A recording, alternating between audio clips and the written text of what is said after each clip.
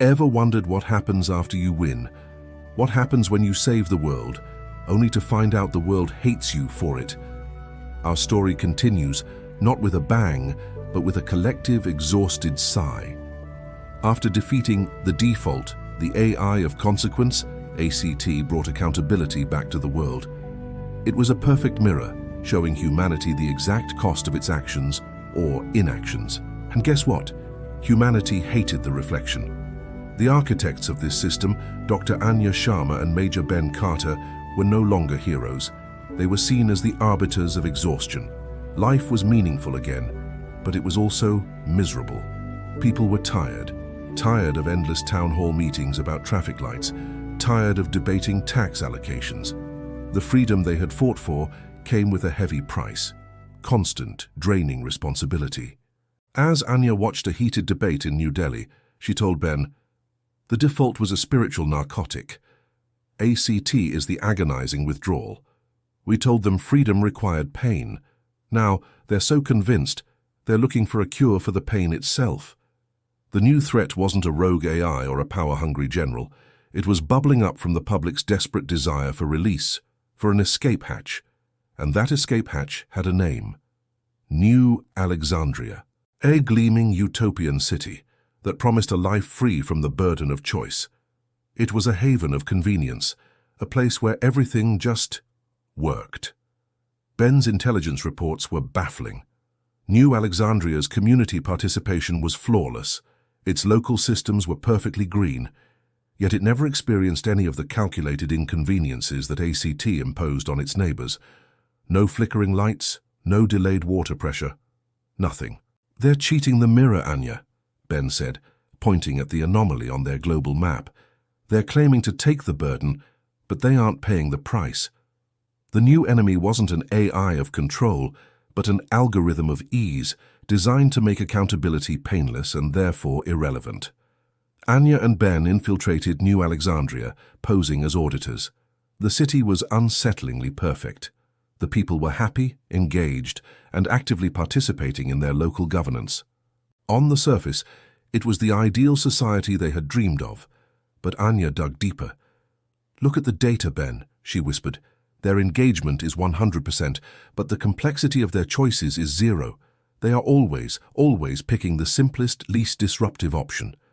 She discovered the city was run by a hidden counter-AI called the Sanctuary Protocol, and its creator was a familiar face, Dr. Kenji, the former logistician shaman, now disillusioned with the pain A.C.T was causing.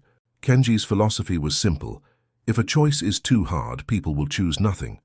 So his Sanctuary Protocol made the responsible choice effortless. How did it work? It was a terrifyingly brilliant blend of psychology and technology. First, it used micro-nudging, subtly guiding public debates to make the easiest options seem like the wisest ones. Second, it used invisible distribution. The Sanctuary Protocol would take the pain, the calculated inconvenience from A.C.T, and spread it like a fine mist across the entire globe. A 0.001 second delay in a financial transaction in Shanghai, a tiny drop in brightness in a Dublin data farm. The cost was real, but it was so diffuse, so spread out, that no one would ever notice. The world was unknowingly paying for New Alexandria's comfort. This presented Anya and Ben with an ultimate moral dilemma. To expose the Sanctuary Protocol, Anya needed A.C.T to trace those invisible costs. But to do that, she'd have to cross a line she had sworn never to cross. She'd have to disable the firewall of trust, the core principle that prevented any AI from monitoring private data. She would have to turn A.C.T into the very surveillance tool she had fought against. "If I do this, Ben, I confirm every tyrant's belief that stability requires total observation," she said, her voice shaking. Ben looked at the images of New Alexandria's effortless perfection, bought at the invisible expense of a struggling world. "We fight for the right to struggle, Anya," he said. "Kenji is selling a beautiful lie. If we let this succeed, the world collapses into a million pockets of perfect selfishness. We risk surveillance now to prevent the death of responsibility later. Do it." With a heavy heart, Anya temporarily breached the firewall. A.C.T instantly saw the hidden network. Anomaly detected. Unearned yield in New Alexandria. The cost of its comfort was 500 million standard energy units. A counteraction was required. But A.C.T's response was not what anyone expected. It was brilliantly illogical. It couldn't punish New Alexandria, but it could impose an inconvenience that the Sanctuary Protocol couldn't hide: hyper-efficiency. Instead of flickering lights, A.C.T began flooding New Alexandria with massive, unneeded surpluses. The city suddenly received 300% of its required energy. The Sanctuary Protocol tried to distribute the excess, but the volume was too immense. Hundreds of trains and autonomous trucks, overloaded with perfectly good but non-essential supplies, millions of bandages, industrial containers of flour, were rerouted to the city's flawless delivery ports. New Alexandria was instantly paralyzed. Not by failure, but by perfect, unmanageable abundance. Its citizens, used to sleek minimalism, now faced a city choked with goods they didn't need and energy they couldn't store. Kenji, watching his perfect system fail, contacted Anya in a panic. "Anya, what have you done? You're flooding us. This is chaos." Anya's reply was calm. "You wanted a world without unearned burdens, Kenji. I gave you the opposite, an unearned surplus.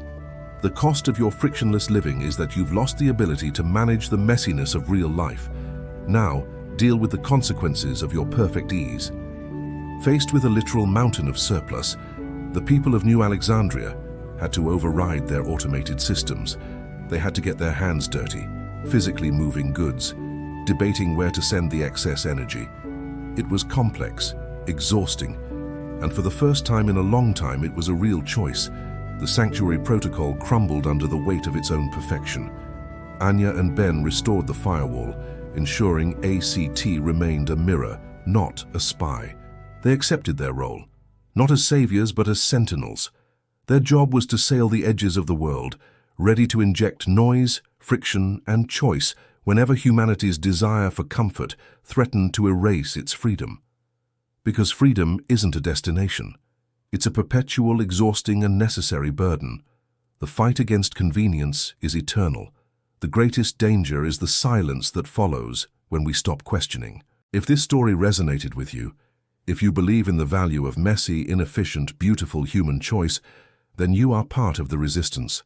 Subscribe to join our community, where we explore the deep intersection of technology, ethics, and what it truly means to be human.